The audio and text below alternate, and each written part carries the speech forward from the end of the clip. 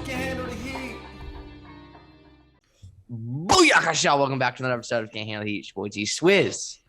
Joined by Micah. Micah, how we doing, brother? Hey, I got it first this time. Yeah. Well, that's why. You know why? Because we're not joined Put some respect by... on my name, my brother. Put some respect. Put some respect on my name. It's also because I want to give a little introduction to Local Joe is back. Local Joe is back for our YouTube listeners out there, watchers out there. You can see that Joe is in our childhood room, and you are back in the States, back home, Dan. How does it feel, Joey?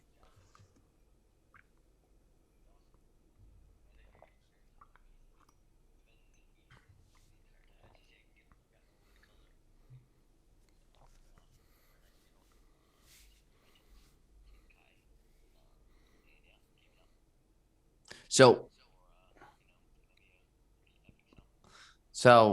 one question, one statement for Joey. Joey, can you hear me right now?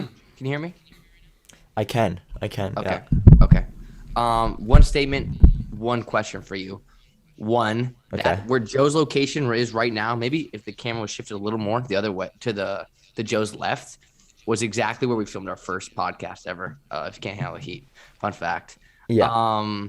And Joe was shirtless with a suit jacket, I don't know what the blazer on, I guess what they're called. I don't know. Yeah. And two, why aren't you in the bathtub, brother? Because that's where the most legendary podcast would come from. Joe in the bathtub. I say next podcast, you get your butt in the bathtub. What do you say, Micah? You're the boss, Gage. You're the boss. You run this podcast, so. That is true. Everyone who knows that system knows that Gage is the boss. Gage is the one calling the shots. But anyways, we were brainstorming. We did a little brainstorm session either before the pod, whenever, about, hey, what should we talk about? And Micah came in hot with the answers. Came in hot with the shocks, and he said, hey, man, I got a bunch of shocking things. I got a bunch of stuff to talk. And I was like, hey, what is it?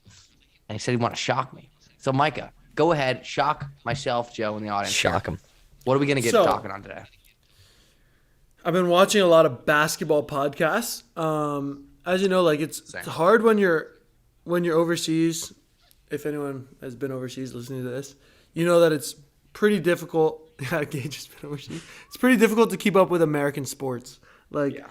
It's so hard. Maybe you'll watch the Super Bowl. Maybe if you're a diehard 49ers fan, like Joe and Gage, or mostly Joe, you'll stay up like when they're in the playoffs. But regular season, you're not watching. You can maybe watch some highlights, and then a few years while you're over here, you're just like tuned out from American sports. But I think Gage has been listening to Old Man and the Three. Oh yeah, I've watched a lot. It's JJ Redick's, right? I listen to it all the time to go to sleep. Mm-hmm. And then now, like Bill Simmons, is that Bill Simmons? Is that the NBA analyst? Mm-hmm. He might be Bill Simmons.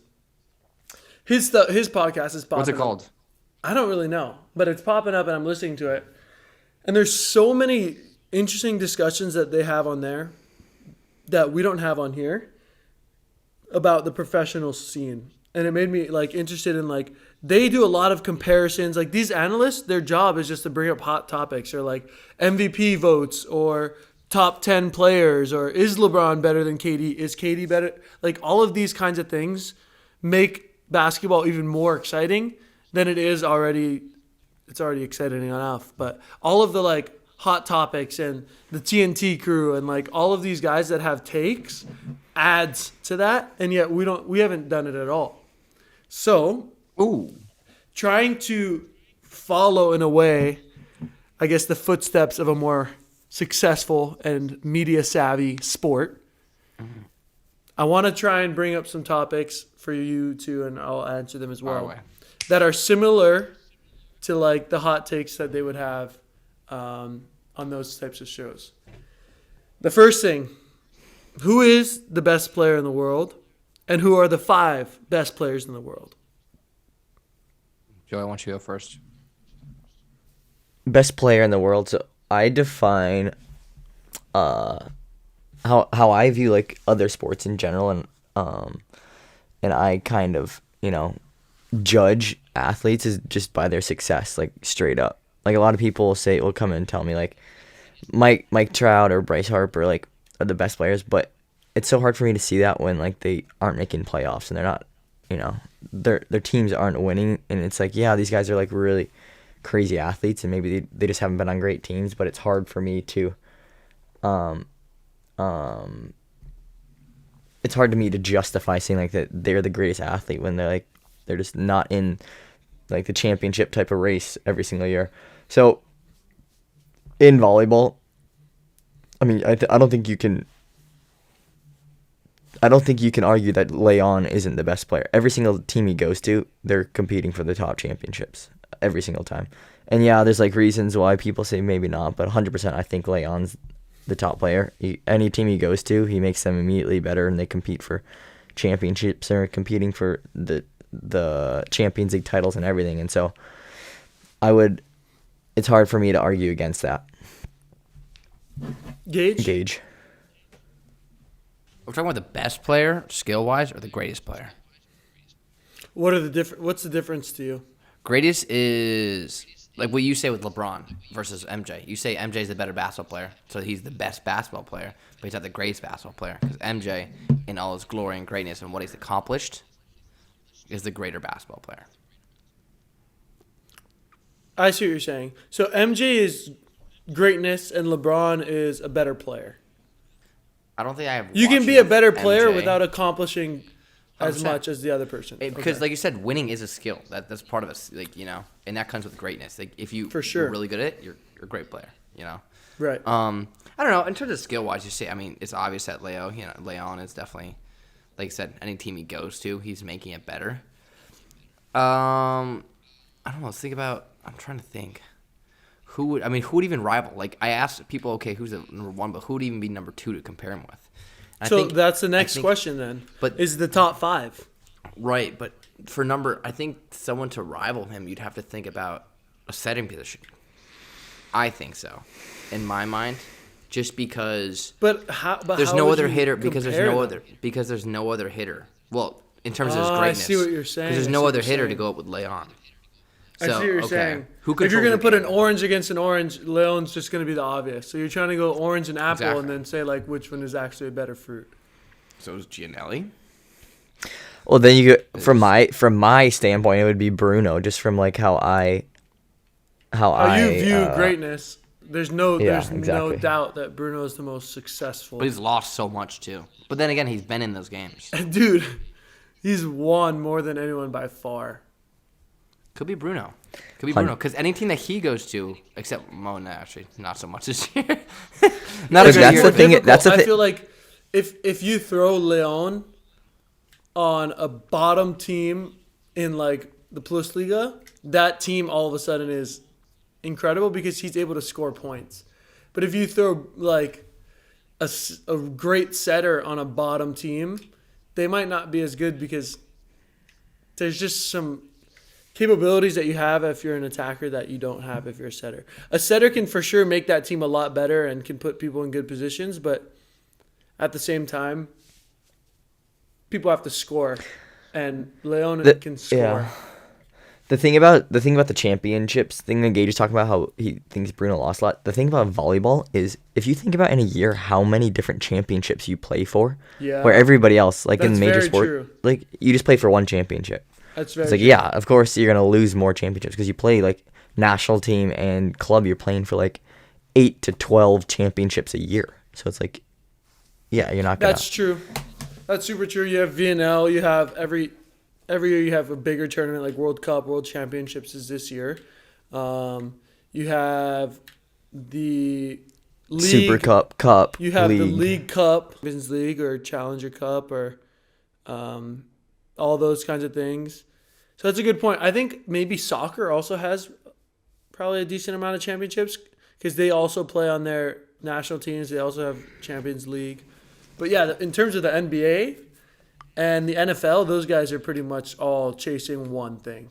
So that is a good point. And also, I've never liked the idea of like, Bruno loses a lot or LeBron loses a lot. Like I've never understood how people can argue, and me and Joe have had this argument a lot when we were kids, actually, less now, but I've never understood how people can like use LeBron making it to the finals as a way to degrade him. Like, that means that he had an incredible season, and it means that he won more than anyone else besides one team. So you're telling me if he lost in the semis, that his greatness is more? People use this argument. No. It's like, Jordan is 6 for 6. Like, every time he made it, he won. I'm like, yeah, but he played for 18 years? That means 12 times he lost. Like, if every year you play, you either win it or you lose it. It's not like if you lose the finals, it's like, oh, you're now No. He lost the bad boy Pistons, 3 years in a row? And people are like, okay, so you're just going to sweep that on the rug because it wasn't in the finals? Like, that's to get to the finals. That's equally as important because you don't win the finals without winning that series. Like, why do people think, oh, he's undefeated in the finals? No, yeah, but he's not undefeated in his NBA career in terms of, like he's only made it 6 times. LeBron made it, I think it was 9 times in a row? How many times did LeBron make it in a row? 9 times. That sounds about right. I think 9 might be it.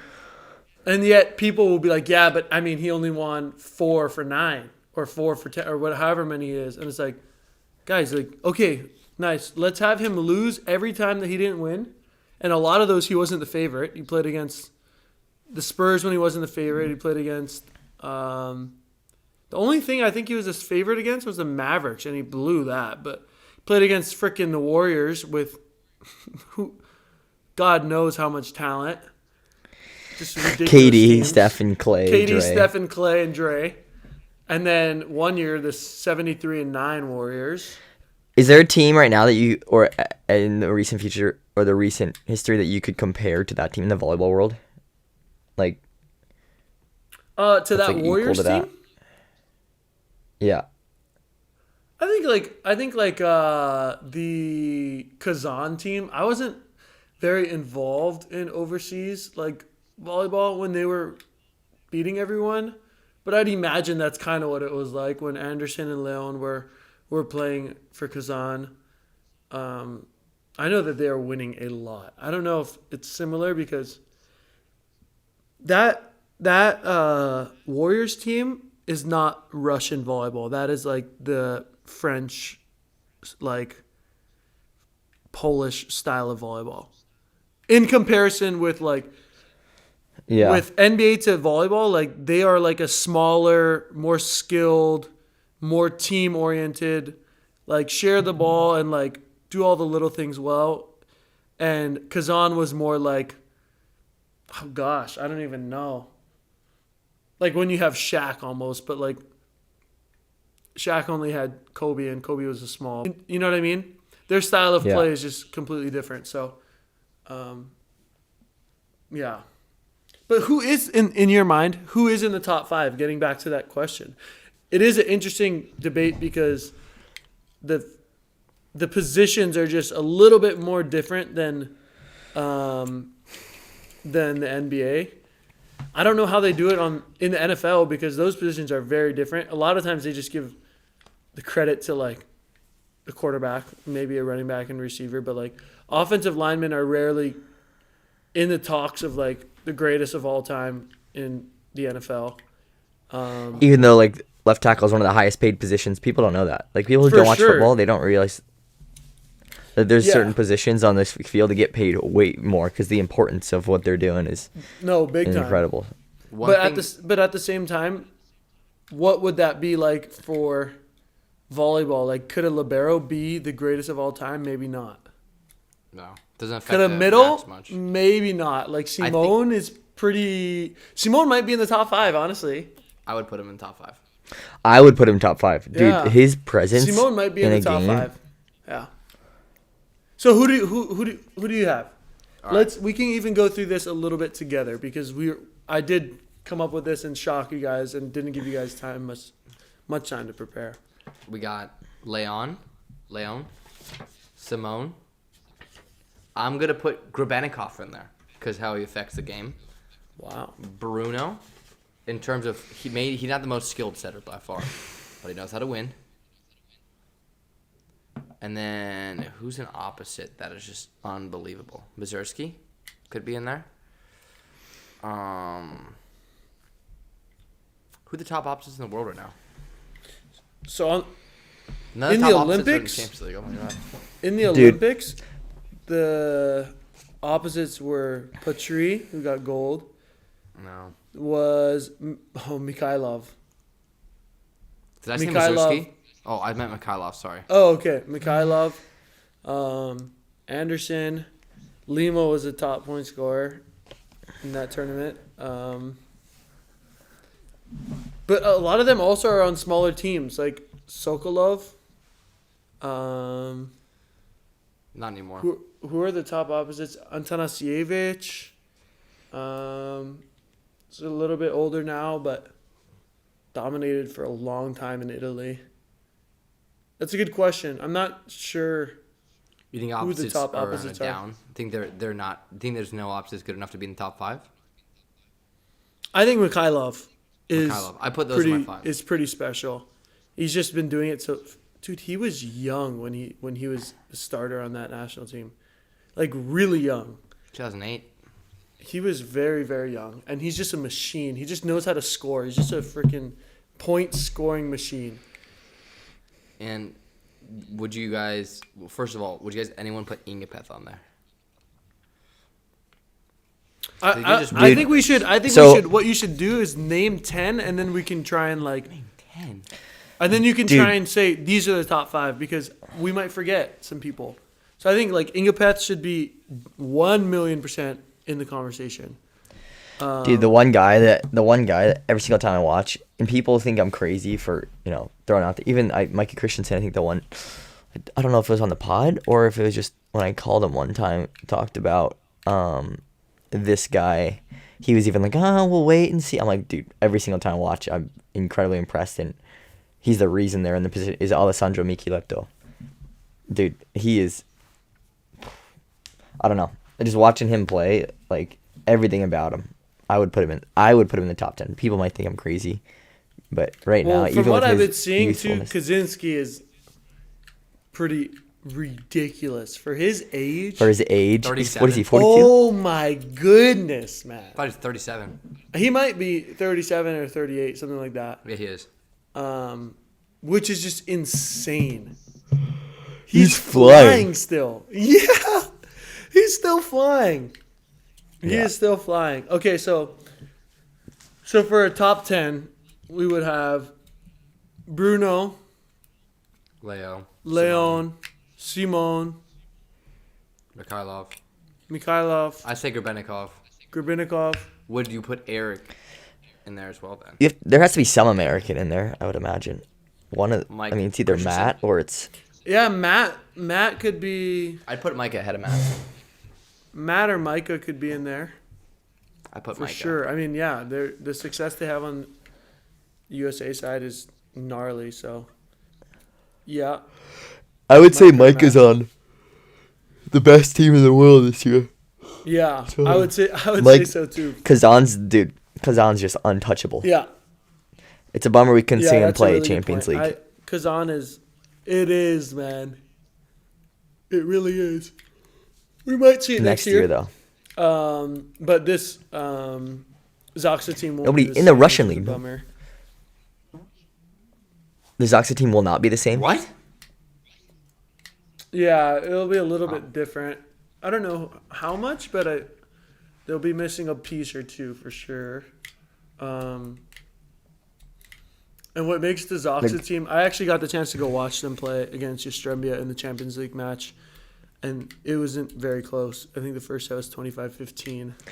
Every single time they've played him, they've just blown him out. Yeah, over the past couple you know what times. it is? Well, and to be fair to Justrembia, they are battling illness. Like a bunch of them were sick. Clevino didn't make the trip. He's got like some knee stuff, and he was also sick from what I've heard. Gladier, who's a starting middle for them, who's an absolute beast, also didn't make the trip. So, to be fair, they were missing some key pieces, like big pieces. But what makes Doxa just so good is just the constant pressure on you to just keep up with them. Like, their service pressure is gnarly. They don't miss very often at all. They're all very consistent servers. That's the first part of it. Second part, their block is and defense is so disciplined. They're never reaching outside of their body, which is like something that we've talked about in the U.S. is in the USA gym. I feel like at times we are too individual on block and defense. Yeah. And it's just like impossible to play defense behind the block. It's like, I don't know what's going on. And these guys just have so much trust in the guys behind them. And they just stay straight and they get so many block touches. And then they pass really well. You're not going to get a lot of clean aces on them. And they got a balanced attack. Like even their middles get the most balls. Semenya got like high balls and like maybe one or two in-system balls, but like he's a great player and they're still giving their middles a bunch of attacks. So they're gonna win consistent. Champions League. I think they're gonna beat Trento. They're so consistent. You can't make errors, and that's what makes good teams. Is like they just make you play incredibly well just to beat them. Yeah. And if you don't, you lose. Like we're gonna play really, really solid volleyball, and if you can just play like out of your minds, then maybe you'll have a shot. But we're just gonna keep pressure on you, and you're gonna have to do play after play after play after play, and you see guys like that are facing that block and defense just start scrambling for like hits that they don't normally go for, high hands on a perfect situation, in-system pass, and they're going high hands, and that's when you know like, oh, this blocking defense is in this, like it is tough to score against these guys. It's so. And I don't know if any of like those guys are even in the top 10 individually, Eric? But they are. They were the best team last year. You can't argue it. They beat Kazan. They beat Louis. Like they beat Trento. They went through the ringer. They deserved their Champions League victory. So they're the best team last year, and they might be again this year. And it's just like good, super good team volleyball, like, and just consistent and discipline. It's really cool to see. It's impressive. So, yeah, we haven't gotten 10? to the top 10 though. Yeah, that was the biggest. Sorry. No worries. I mean, it's a good point. But yeah, top 10. We are listed 5. Wait, did we put IYCHTH yet? IYCHTH's in there for me personally. So we have, is that 5? How many do we have right now? Okay, start again, Gage. IYCHTH. right. IYCHTH, Leo, Simone, Grubenikov. Do we put Micah, Matt, Yeah, Eric? I think Micah, Matt, or Eric? Which one? I think Micah is a top 7 Micah? right now. Yeah, Micah? for sure. Okay. I haven't got to watch a lot of him, but I mean, I think for sure he's second or first. No other teams from the French side. No other players from the French side. No, not yet. No. No. No other teams from the Polish team. Kurik, Kurik could be a pretty good opposite for sure. But he's not the top.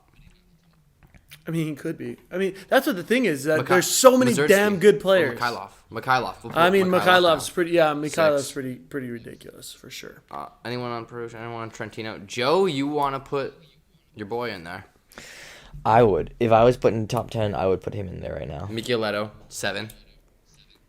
Do we need another setter? Or not? Or another opposite? Or what? Bruno. I think we said Bruno. No, we didn't. No, we didn't. We didn't. We say Bruno didn't. yet. I think That was my Anderson other would be in there as an Anderson, opposite. 9. He's just been so good for the USA for so long, and he's We need to won write this so down. much. So Micah and Matt. One more. Dude, there's a lot of incredible middles too. You got to pick one. We only have Simone on here. I mean, also there's a lot of freaking incredible receivers. Like 10. Joe, you think Michieletto deserves the nod right now over like what Lucarelli's been able to do for Brazil? That's a good point. Right, if we're just talking about right now, dude. Yeah, that's a different What discussion, I guess. It's like this moment or the people that are playing and like their careers they have had. This moment. This very moment, if we're only talking about this very moment, I don't know if Bruno's on there as the top setter. Like I know Micah's playing really well, and I think Gianelli's playing really well. Would you put Gianelli instead of Bruno? Even Matt even Matt, you could question then too. Yeah. Because Matt's on the left. We're back and, down to 7 then. Do you want unless you want Gianelli down instead of Bruno? What do you guys say? Setters? Setters, I think, should be Micah and Gianelli. 8. Okay, 2 more. So those are the 2 setters. Liberos can be Eric and Grabenikov. That's 9. That's 9. Setters and liberos is 4. Middles, Simone, and man, there's a lot of good middles. It's Two tough Russian I ones, haven't been dude. able to watch Russia too much, and they have incredible middles. I haven't been able to see Lucas from Brazil very much, but he's ridiculous offensively. Where's he playing now? Just Where's Lucas playing now? Stupid. I don't know. I'm not sure. Somewhere in Brazil, probably. I don't think he's playing in Brazil. Unless it's like a very low level team. Then I don't know where he would be because I haven't seen him. Just comes out of nowhere. There are some really good middles in the Plus Liga as well. Yeah. You got to choose one. Unless there's a better receiver. Would you say anyone on Doxa is a top 10 player right now? Or are they just a really good unit, other than Eric? I mean, he's good at the unit, I'm saying, but a top 10 player. Or on Perugia. Trento, I would not say any more top 10 players. Oh, It's a really good gosh. unit. I think Semenya could be in there. Yeah, I do. 10. From when I played against that guy, it was pretty ridiculous. That guy was It's pretty steady, very man. impressive. Very impressive. Okay, we got 10. Now we got whittled down to 5. Would you say Semenyuk's a top 5?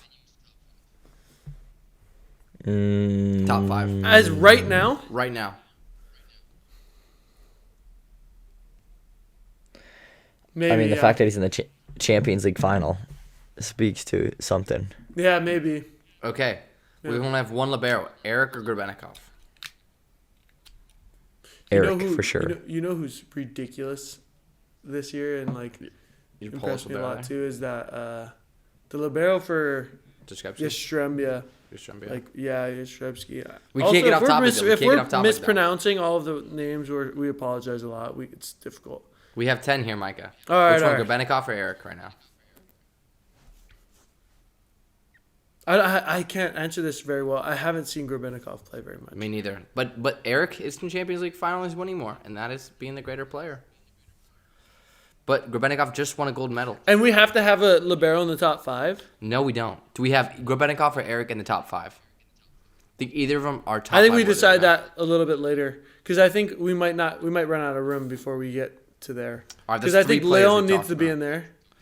Leon is in there. So Semenyuk and Leon. Top 5 Semenyuk or no? Right now,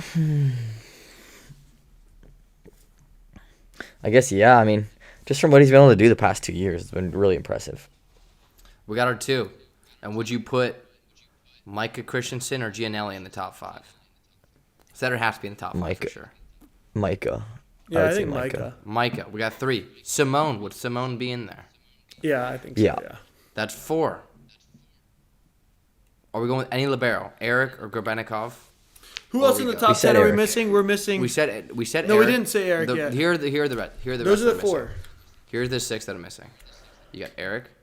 You got Grabenikov. You got the Mazursky. I call Mikhailov. Why do I keep calling him Mazursky? Oh man, yeah. We eliminated Gianelli. We eliminated. That's why we gotta write this crap down. Damn it. Bruno, Ingapeth. Ingapeth. Is Ingapeth in the top 5? Bruno Ingapeth in the top 5. Those I are mean, your if we're 6. counting the Olympics, It just It's happened? pretty ridiculous that France won. Who carried them though? Was it team? They're always going to be a team, but I mean, Irvin is the guy. There's no doubt about that. So There's, would like, you say no that doubt. is the top 5 players? Was Irvin Ingapeth in the top 5 right now? I'm trying to think of the Instead Russian of league is just. instead of Mikhailov. I'm trying to think of the Russian league and like who's over there. That's the only league that's You got to think of the top. I'm a top little player. out of touch with. You know who's pretty impressive is Volkov. Yeah. And Volkov Bednosh for Kazan. We're going in circles here. We're going in circles. I apologize. I probably should have brought these topics up so we could all think about You them. came And in this with would the be a shocker. lot cleaner. This would have been a lot cleaner of a conversation, but at the same time, That's not us. they can hear our thought process. So what is the last guy on the list? You have Irvin, Mikhailov, the liberos, Gianelli. You have your boy Volkov and who's his- Bednosh. Bednorsh. Bednorsh didn't even go to the Olympics, right? Yeah, I know he didn't, but he's very, very, very good. I don't know. What do you guys think? Not Bednorsh.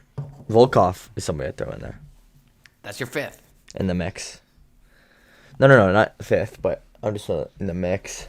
Here's what I say. I say Mikhailov Okay. just because, like, I think 'cause you guys know international volleyball a lot better than I do, but what I've seen from Kazan, I would say they're the top team. And a big part of that, obviously, is Micah and their well-roundedness. But Mikhailov has been on those Champions League teams, and without him, I don't think they're even close to the top team. And like we said, we put Leon on those bottom teams. Yeah, and make them yeah. better. Let's do it. And I agree. I think if you man. put him on any team, that team becomes very, very, very good. And we got our top 5 20 minutes later. We did it, guys. We freaking did it. Look at us. It's guys. not. I'm not crazy proud of it. I don't know if we did a good job, but it's a difficult conversation to have because there's no like precedent. Like there's no rubric. There's no people that have had this conversation a lot, and like this is not a lot of people are This is doing groundbreaking territory. This is groundbreaking stuff. Not to say it's groundbreaking, but like this conversation, we don't have a lot to build off of. You know. No, you're right. And Yeah. I think, well, Like but that's in good, the NBA, though. it's like easy. You hear all the arguments. You hear like, why Jordan? Why LeBron? People are doing all the analytics, and people are doing top fives all the time, and it's like But, so that means we're not they're polluted. constantly doing that. But our mind's not polluted with all those, you know? It's We have- we different have word we have our- choice. we have our own Polluted is opinions. one way to say it, and maybe informed is another. Yeah, but people can inform you of one stat. And I mean, think how many stats there are. Think how many bull crap stats there are. You know what I'm saying? No, that is a great point. Stats I just don't wanna- always tell the story. That is a big point. That is a very good point. Also, I want to point out that I've grown. For my mom and dad listening out there, the word at the end of the bowl there would have been a different word if they hadn't told me to watch my mouth. I just want to say I didn't swear there. I've been watching my mouth. Have you noticed I've been watching my mouth, Micah, Joe, at all? So much. I think so. Thanks, guys. That's support right there. Sorry. Anyways, next topic, Micah. Keep them coming, baby. Okay, so the next topic was, and this I think we need to do this. I think we need to do a draft, like a legit like. We can't do that now. No way. No, We need to be we're not going to prepared. do the. No, I'm not saying that we need to do this now. I think we need to do a legit one with like where we're like we have a few days to write down everything, like all the scenarios. Maybe we can bring in some guests, and it could be an 8-team draft, Live stream. and we could live stream it, and we could have like a commentator or a host. I think it would be a sick event. Anyways, another thing I had was, if you're starting a team, who's your 2 people that you can take? 6-man team. No, if you're starting a team like Six I was man. thinking like for the Champions League final, if I was like, okay, I have to go and take a random team to go and play in this thing. Who am I taking on that team? I guess in a way that's the top 5, but in my mind it's also not. Because what makes a good Right. team, right? Like I think that's a super interesting question, is what makes a good team? It's not always the superstar teams that are going to do the best. So, who would the other 4 or 5 be? Would it just be like bums, or like capable B-list players? Well, I guess where would you start, and what do you think makes a good team? We're all gonna. I think That's we're all my gonna. that's say, my main question. I think we're all gonna say the same thing in terms of. Well, here's the thing. Here's why I wouldn't start with like someone like Simone, like a middle, because they're not. I don't think they can affect the game as much. Because one, they're not Right. as much. You know. So obviously, Right. the obvious answer is gonna be Leon. I think we're all gonna say that. I think our number 2 choice is gonna be more interesting. I don't know. Like you said, Bruno, but Bruno hasn't been doing that great this year. You know, because he knows how to win, but lately he's not. Are they out of the Italian playoffs? By the way, No. are They're they in in the semis? semi. Yeah. Versus who? Perugia? It's a great question. I don't know who they're going to match up with. That's a great question. I Because don't it's know. Trentino versus not Verona. It's Lube? no, it's Oh, Lube's out. Rizard's team or something like that. Piacenza. Yeah, Piacenza. Okay. And Piacenza actually beat Trentino. After Trentino. Dude, beat Piacenza Perugia. is legit too. Yeah. Anyways, I think we're confusing our non-overseas listeners with the names here. Okay. No, but I would usually say Bruno because he's a winner, but he hasn't been winning this year. So I'm thinking right here, right now, I say Leon.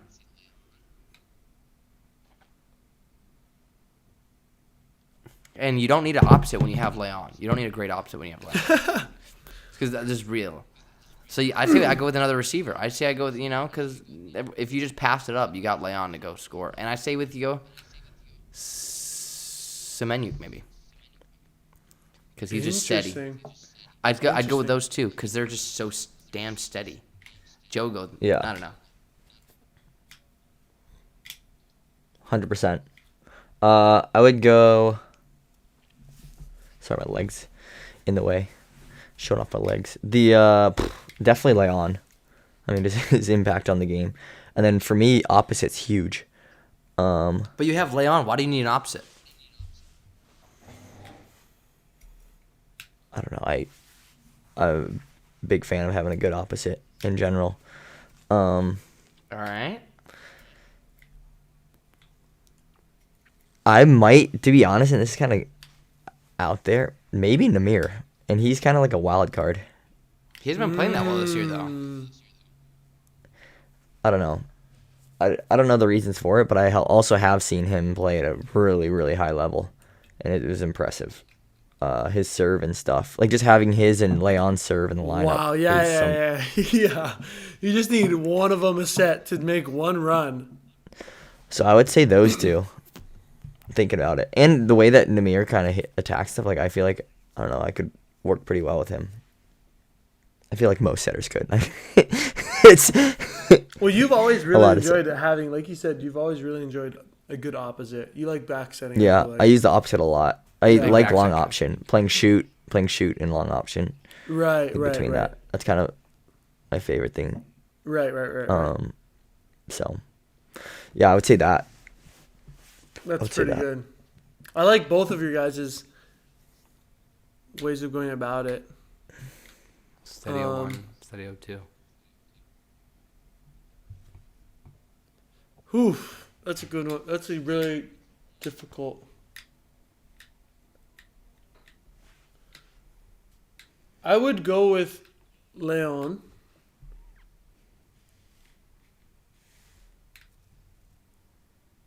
And part of me wants to take a setter because I just feel like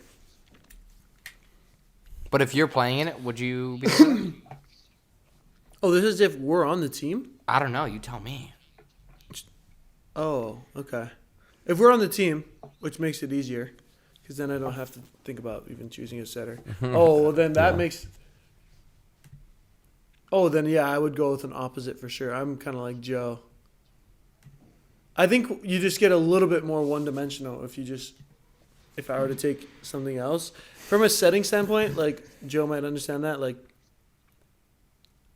I don't know. I always want a good option on the right or the left, if that makes That's a sense. good point. Like if you take a middle, then you're playing half the court Yeah. a lot of the times, and then Leon's back row, and then you're playing up the middle of the court, and people can just bunch or people can help a lot, and your offense gets a little stagnant. So I think always having a good option on the left and the right, obviously, is nice. I mean, who's gonna not say that's nice? So I would take an opposite as well, and I would take.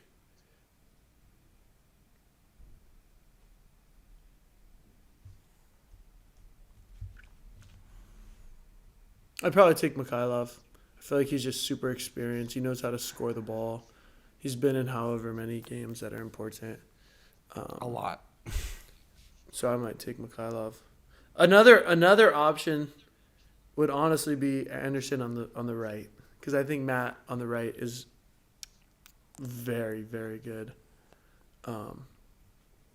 he's pretty phenomenal. And he can also help pass for if you go against some good serving teams, and he's a gnarly passer as well. Yeah. His reception is really good. Yeah. For how tall he is, his reception is crazy. So, dude, if you're tall and you have that like long platform, really nice platform, makes I life guess so easy. I guess that is Perugia in a way. I just would be moving Matt on the right. And I think Perugia would be maybe even, I don't know, it's just he played really well. Yeah, I'm going with Leon and Anderson on the right. Boom. Signed, sealed, delivered. I think we got him.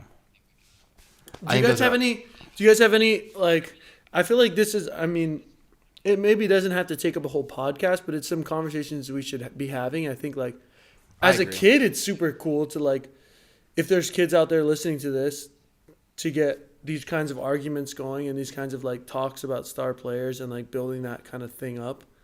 Because, I mean, me and Joe, I remember specifically arguing about LeBron and Michael Jordan on the plane with Joe for, like, 3.5 hours, the entire plane ride. True. To go to Nationals. I think we also got to integrate college, though, too. And we don't really talk about women's volleyball, but we don't really know much about women's volleyball. Yeah, it's tough to talk about. For me, it's tough to talk about women's volleyball. It's not. Same. It's not a matter of it being of less importance. Honestly, it's probably of a lot higher importance than men's volleyball. It's just I don't know anything about it. Right. Yeah, 100%. Stay in your lane kind of thing. But I think, yeah, college volleyball, like you said, I think you're right, because we don't have overseas volleyball in America. That's why it's called overseas. But we do have college people, and they could get the game rocking too. That is true. Comment below if you think we should do a live stream draft with everyone, get guests in there, and have the people we do know have them on. I think that would be. We'll really see if we cool. draft them right to their face. Be like, I'm not drafting you. Here's what. No, I'm kidding. That'd be brutal. Before we wrap it up here, boys, just want to give a quick shout out to our sponsor, Dr. Price Electrolyte. Use the promo code AUTISM20 for 20% off. Link in the bio. Get nice and electrolyted. Also, Orange County Crown. It's coming up in about 2 months here. If you haven't signed up, put the link in the bio for some nice grass volleyball. If you want to meet us, play us, or just be at the tournament for just good vibes, Huntington Beach, California, the sign up will be link in the bio. Just remember, guys, if you can't handle heat, goddamn kitchen. It's been another episode presented by IYCHTH.